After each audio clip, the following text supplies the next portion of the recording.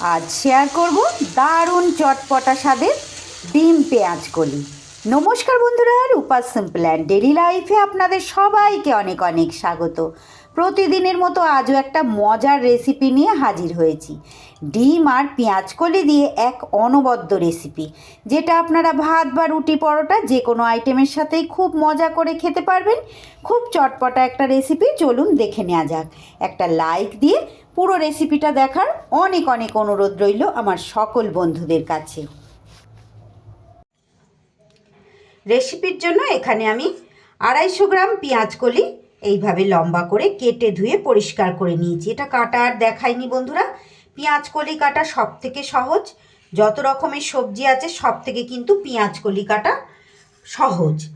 আর এখানে নিয়ে নিয়েছি আমি 2টো ডিম, আর তারই সাথে 2টো কাঁচা লঙ্কা আর 4-5 কোয়া রসুনও আমি নিয়ে নিয়েছি। তাহলে চলুন রেসিপিটা এবার শুরু করি। সবার প্রথমে ডিম দুটো আমি একটা বাটিতে নিয়ে নেব।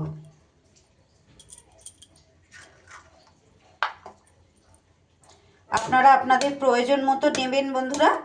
পেঁয়াজ কলির পরিমাণ যদি আরও কম হয় তাহলে একটা ডিম নিতে পারেন, আর পেঁয়াজ কলির পরিমাণ যদি বেশি হয় সেক্ষেত্রে কিন্তু আরও ডিমের সংখ্যা বাড়িয়ে দিতে পারেন।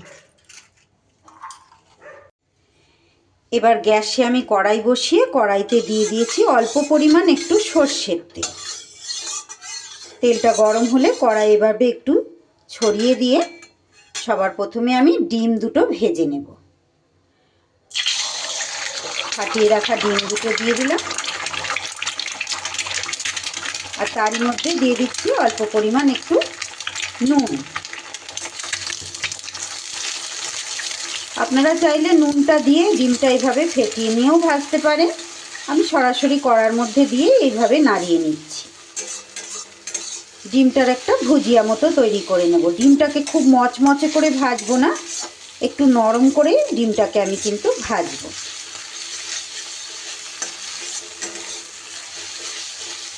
এই রেসিপিটা বন্ধুরা গরম ভাতের সাথে যেমন ভালো লাগবে, তেমনই কিন্তু রুটির সাথেও দুর্দান্ত লাগবে। ডিম আমার কিন্তু ভাজা হয়ে গেছে।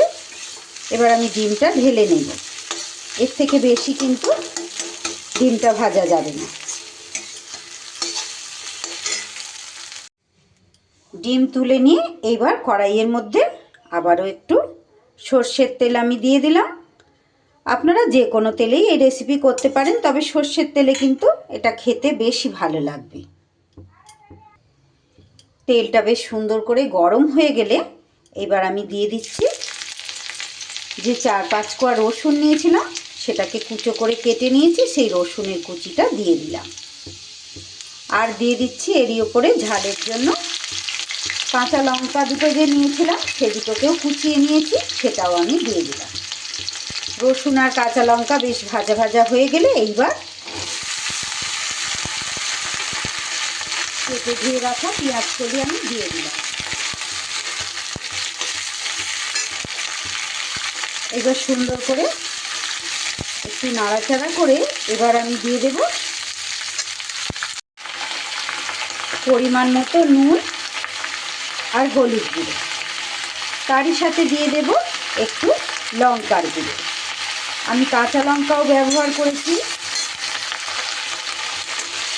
আবার শুকনো লঙ্কাও কিন্তু লঙ্কার গুঁড়োটাও এখানে ব্যবহার করলাম। আপনারা বাচ্চারা খেলে অবশ্যই ঝালটা বুঝে শুনে দেবেন। বাচ্চাদের সবজি খাওয়ানো এই একটা কিন্তু খুব বড় কঠিন কাজ। তারা কিন্তু পছন্দ মতো না হলে সবজি একেবারেই খেতে চায় না। এইভাবে পেঁয়াজ কলিটা রান্না করলে কিন্তু বাচ্চারাও খুব মজা করে খেয়ে নেবে। আমার চ্যানেলে নিত্য নতুন রেসিপি পেতে প্লিজ বন্ধুরা আমার চ্যানেলটাকে সাবস্ক্রাইব করুন, পাশে থাকা বেল আইকনটা অল করে দিন, যাতে যে কোনো রকম ভিডিও আপলোড করলে সবার আগে আপনাদের কাছে নোটিফিকেশান পৌঁছে যায়, আর আপনারা সেটা সময় সুযোগ মতো দেখে নিতে পারেন। আমার আজকের এই লোভনীয় রেসিপিটি যদি আপনাদের ভালো লাগে প্লিজ বন্ধুরা একটা লাইক করে দেবেন, আর ছোট্ট একটা কমেন্ট করে জানিয়ে যেতে ভুলবেন না যে আপনাদের কেমন লাগলো। এবার আমি ঢাকা দিয়ে এটাকে কিছু সময়ের জন্য সিদ্ধ হতে দেব পেঁয়াজ কলিটা। ফিরে এলাম বন্ধুরা 2-3 মিনিট পর। একটু নাড়িয়ে চাড়িয়ে দেব। জলটা কিন্তু অনেকটাই আমার টেনে গেছে, আর পেঁয়াজকলিটাও কিন্তু বেশ কিছুটা আমার সিদ্ধ হয়ে গেছে। পেঁয়াজকলি খুব বেশি সময় লাগে না সিদ্ধ হতে। এই রেসিপিটাও কিন্তু আপনারা খুব চটপট বানিয়ে নিতে পারবেন। এই প্রচণ্ড ঠান্ডার সময়, বিশেষ করে রাত্রিবেলা ডিনারে রুটির সাথে কি রেসিপি তৈরি করবেন চটপট করে, সেইটা কিন্তু আমাদের একটা চিন্তাধারা থাকে। এই রেসিপিটা কিন্তু আপনারা যে কোনো দিন ডিনারেও এটা ঝটপট তৈরি করে নিতে পারেন। রুটি বা পরোটার সাথে কিন্তু দারুণ লাগবে। আর যেহেতু ডিম দিয়ে করব, বাচ্চারাও কিন্তু খুব মজা করে খেয়ে নেবে। ঢাকা দিয়ে দিয়ে লো ফ্লেমে এইভাবে কিন্তু পেঁয়াজকলিটা আমার সুন্দর করে ভাজা ভাজাও হয়ে গেল আর সিদ্ধও হয়ে গেল। এইবার আমি ভেজে রাখা ডিমটা দিয়ে দেব।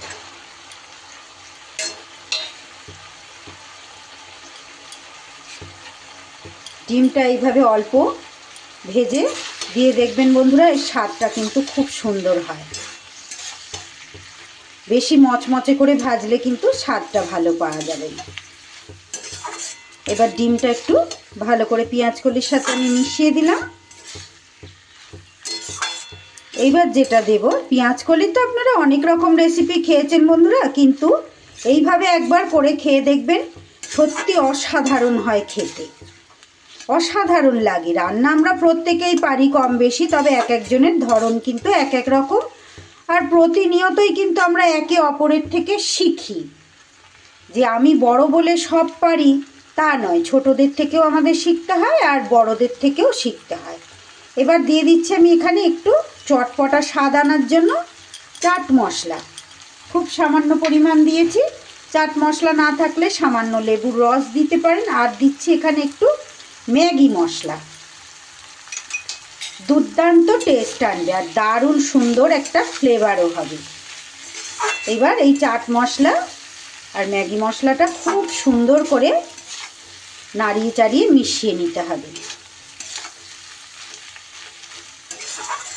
এটা ভাতের পাতেও যেমন লাগবে, আর রুটি পরোটার সাথেও কিন্তু দুর্দান্ত লাগবে। একদিন এভাবে বানিয়ে খেয়ে দেখবেন বন্ধুরা, কতটা ভালো লেগেছে তারপরে আমাকে এসে কমেন্ট বক্সে জানিয়ে যাবেন।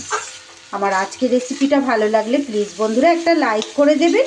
আর যে সকল বন্ধুরা আজ প্রথম এসেছেন, আমার চ্যানেলটা এখনো পর্যন্ত সাবস্ক্রাইব করেননি, চ্যানেলটা সাবস্ক্রাইব করে আমার পাশে থেকে যাবেন।